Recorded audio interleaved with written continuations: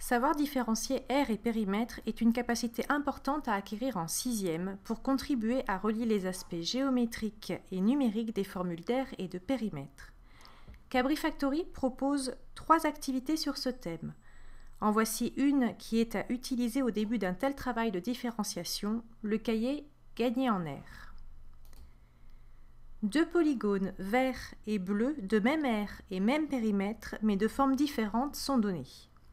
L'élève doit déplacer les sommets bleus et les sommets verts des polygones de façon à conserver leur périmètre et augmenter leur aire. Les polygones gris permettent à l'élève d'avoir à tout moment l'état initial des polygones. La tâche n'est pas toujours facile pour les élèves car elle demande de coordonner 2 modifications, celle du périmètre et celle de l'aire. Un élève pourra peut-être penser d'abord à augmenter l'aire du polygone bleu en changeant un creux en bosse, mais il risque d'être démuni face au polygone vert qui ne présente pas de tel creux avec 2 côtés de même longueur.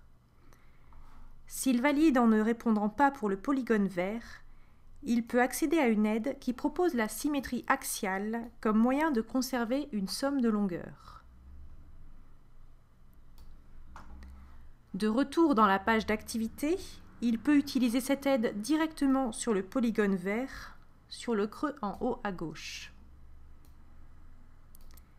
S'il n'arrive pas à tirer parti de l'aide et valide, il accède à une solution qui lui donne une façon possible de répondre à la question. Passons du côté enseignant.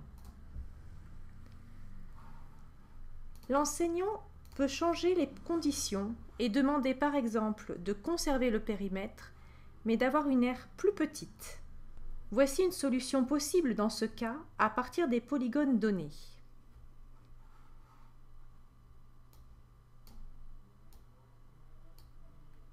Il y a 9 jeux de conditions possibles, donc 9 cahiers différents peuvent déjà être dérivés de ce cahier. Dans le cas d'un changement de condition, le professeur change la solution. Il suffit ensuite d'enregistrer le cahier sous un nouveau nom à l'endroit de son choix. L'enseignant peut de plus changer les polygones donnés tout simplement en déplaçant les sommets. Il le fait aussi sur les polygones gris, qui sont la mémoire de l'état initial des polygones bleus et verts. En voici un exemple.